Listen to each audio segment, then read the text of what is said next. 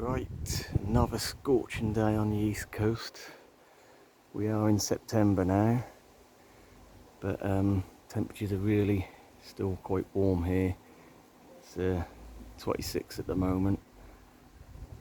Still getting the warm nights as well. Lows of 17 tonight.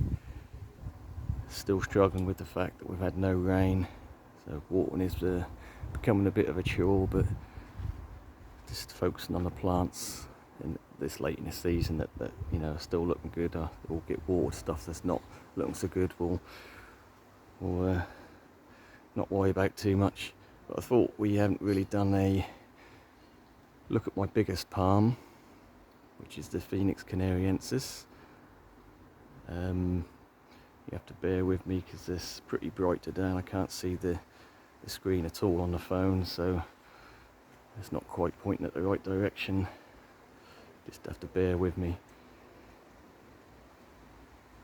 So this is a palm which obviously comes from Canary Islands, so it can handle heat and drought. If you're buying a small one, you definitely want to keep it watered well for the first couple of years until it gets established. I have done a couple of videos in the past about the hardiness and how to get them through winter, but when they get to a certain size you don't really need to worry about them too much, depending where you are in the country.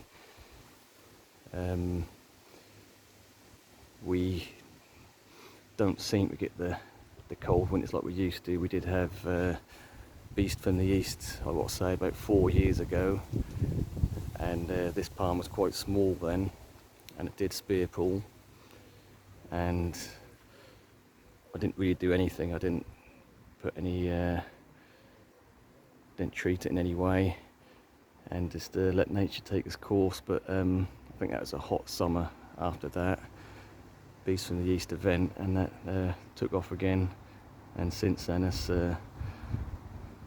just ain't stopped. It's really, they get to a certain size, they seem to be slow for the first 3 or 4 years, and then they'll hit a size where they just you ain't really got to worry about them. You ain't got to water them, you ain't got to protect them, just let them do their thing. The only thing you have got to do is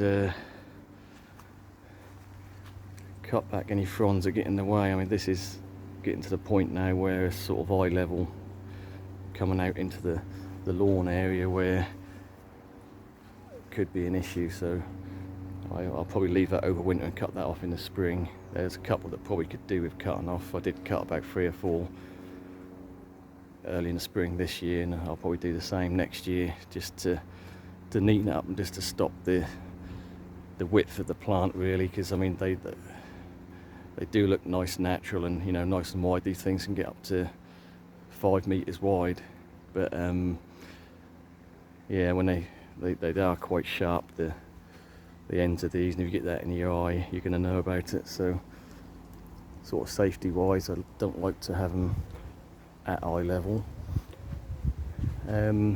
What can I tell you about this specific specimen? The base, which is hard to see because we've got some dwarf cannas around it, the actual trunk, it's starting to get a bit of a trunk now. These are really slow to get trunk. They tend to widen up first.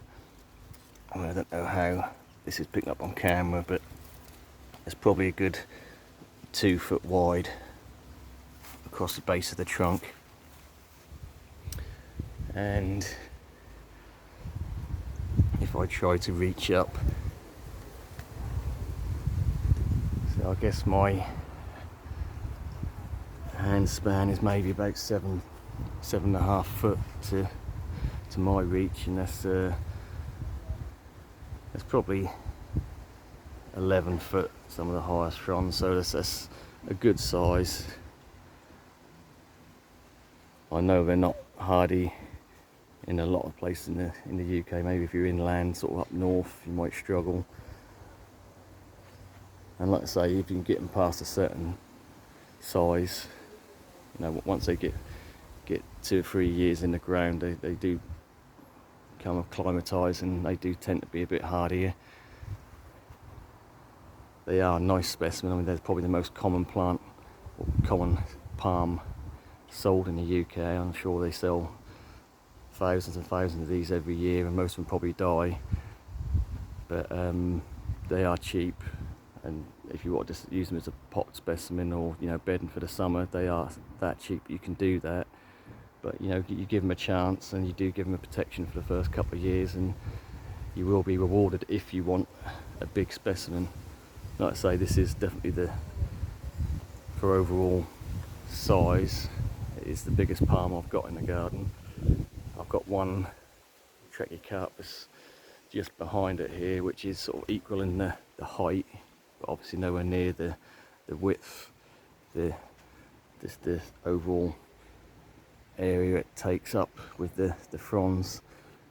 So let's have a look at the little skinny Trachycarpus. This has been shade grown, so the trunk is now pushing 6 foot, but you can see the pedioles.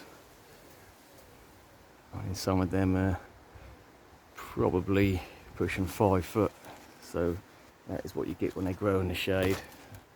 I personally prefer a sun-grown one where they're a little bit more compact, but to be fair, you didn't even see the Trachycarpus behind there, just due to the Phoenix canariensis.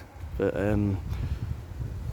yeah, I'll be interested to know if any of you are growing this in a area of the UK that maybe you wouldn't think it'd survive, and feel free to comment or ask any questions. Like I say, for me, this probably went in the ground, I'm going to say 9 years ago, as a very small £5 plant. If you buy them now, they're sort of between 7 and 10 quid for a 2 or 3 foot specimen, and they're cheap. And like I say, give them a bit of time and a little bit of protection the first few years, and you can get quite a statement architectural looking plant out of them. And to be fair, like I say, we've had the hottest, driest summer that I can ever remember, one of the hottest, driest on record, and it's looking pretty flawless, to be fair. Even the old fronds are looking pretty good, and I really haven't been watering this at all. I give some of the cannas and things around the bottom of it a bit of water here and there, but yeah, that's sort of got its roots in enough now to look after itself. And yeah, real nice deep green glossy fronds.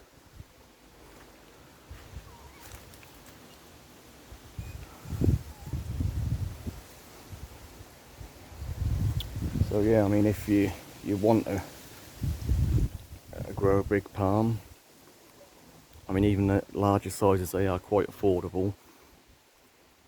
You can get a 6 foot specimen for around about £100, I'd say, is a fair price. Obviously the bigger, if you want something to,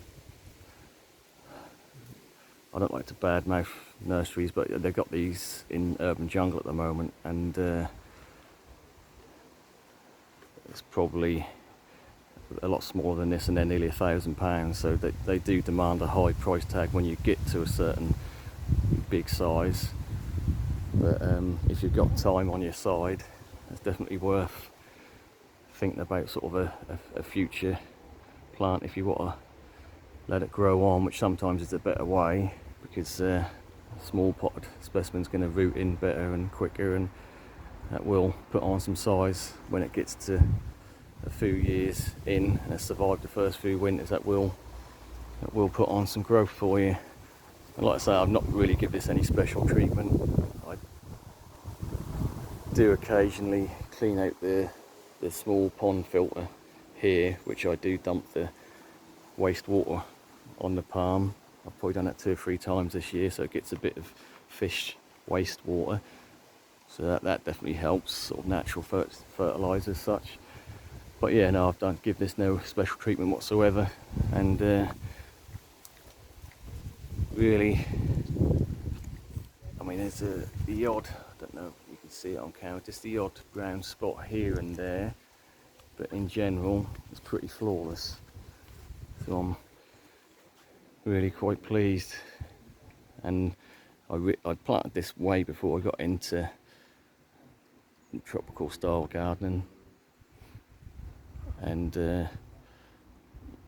I suppose in a way at a similar time to when I put these cord lines in. So I'd say they're probably about the same age, sort of around the 9-year mark, and these were literally only like 3 foot tall at the time, didn't have hardly any trunk. And these are way taller than the Phoenix canariensis. These are got to be pushing 18-20 foot now, multiple heads. And interestingly, this sort of grown this new head here on the side of the trunk, that's sort of sprouted last year, and that's no doubt going to branch off there, and which is not a bad thing. It's, you know, once you get a bit of trunk, it can look a bit bare. I mean, I've got the tree fern sort of between the two cord line trunks there to give it a bit of sort of mid-height interest, and obviously the bananas behind it. But yeah, so these aren't done too bad. Again, with the cord lines, they've got a big tap root. They will, once established, that tap root goes right down, and you don't really need to worry about watering them too much. I've literally not watered these at all, other than the plants around them. So obviously a tree fern gets quite a lot of water, so there's a little bit of water sort of splashed on them now and then. But yeah, they're another real good, hardy, drought tolerant statement piece. But anyway, yeah, so that is my biggest palm I have in the garden, in the ground. And I think we're past any danger point now. We don't really get cold winters where I am, on the east coast here, and like I say, even extreme cold events that were, like you said, the beast from the east, that was I think it was about -5 for about 5 or 6 days on the trot, and snow as well. So that was pretty extreme. But I mean, apart from that, I mean, the last few winters we've had frosts, but nothing sort of below -3, -4. So they're hardy, but not too hardy. I know a lot of people are sort of worried about the hardiness level of them, but I think if again, it depends a lot on your soil. If you've got a good free draining soil, or you know, a good perfect sort of microclimate or sunny spot where even in the winter that's going to catch a bit of natural heat from the sun, then that'll just be enough to pull it through. But yeah, I think we'll leave it at that. Thanks for watching.